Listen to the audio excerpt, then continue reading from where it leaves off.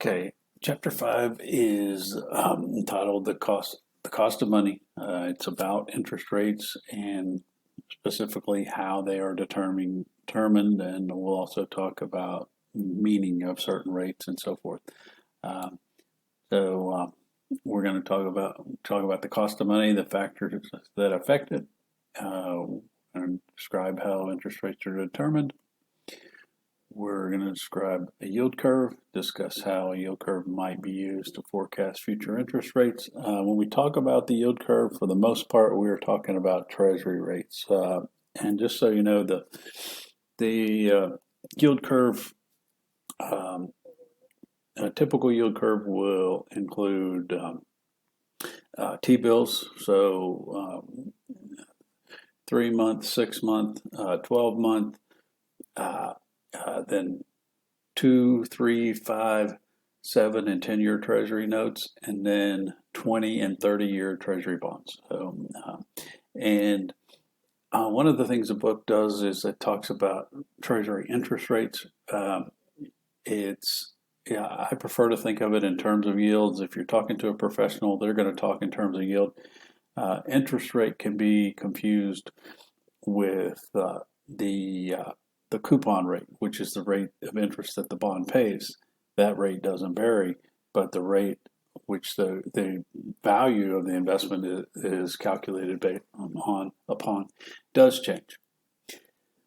So we're going to talk about government actions and business activity and how they affect rates. And then we're going to talk about how changes in interest rates affect the values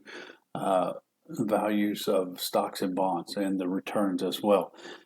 There's an inverse relationship between the value of stocks and bonds and the rates that are the required rates of returns investors have for them. If investors require a higher rate of return on a stock or a bond, the value is going to go down. If they require a lower rate of return, the value is going to go up. It's simple as that. It is simply a time value of money calculation. Okay. This page talks about realized returns, and what I prefer to call this is a let me get there we go. I call this a holding period yield.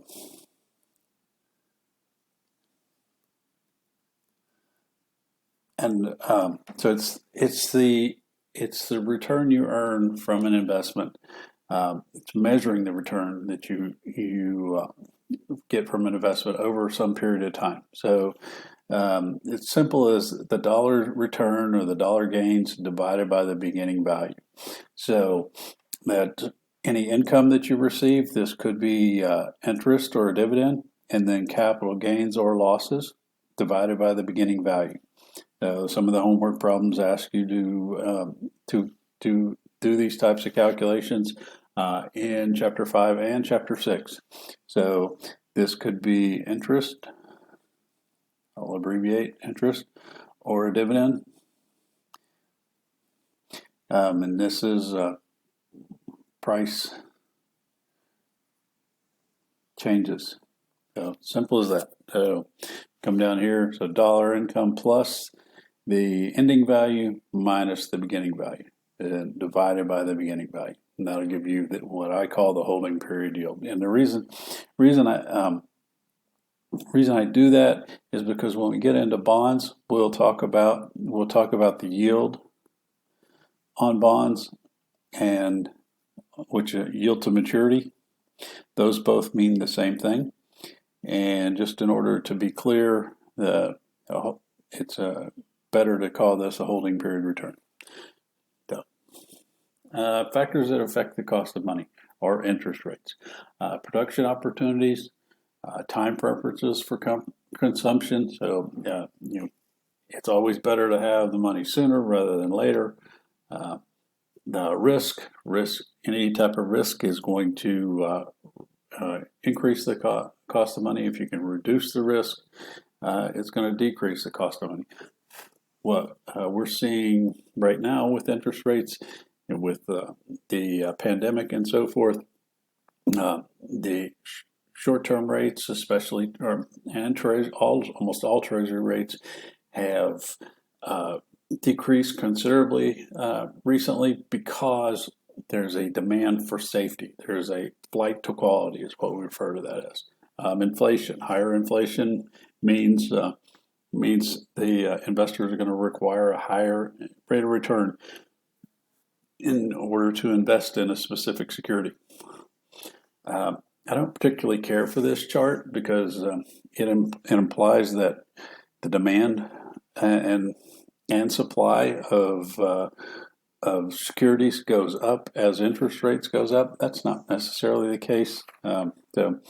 But the chart over here to the right has high risk securities, and a lot of high risk securities, so specifically non-investment grade or junk bonds. There are a lot of investors are prohibited from purchasing those. So as a result, you end up with less demand and higher interest rates. This chart shows interest rate levels dating back to 1990. We have the top line, the blue line, is long-term rates, and the bottom line is short-term rates. We can see the gray areas here. These are all recessions. Look what happens in recessions. It's the exact same thing we're seeing right now. This gap between long-term rates and short-term rates widens out. This is the flight to quality that I was talking about. We see it in after 1990. We see it after 2001, and then we also see it after 2008. So in this one, you'll note the interest rates never really rebounded to normal levels. They've increased a little bit prior to the current situation, but they're back down to these very, very low levels again. So.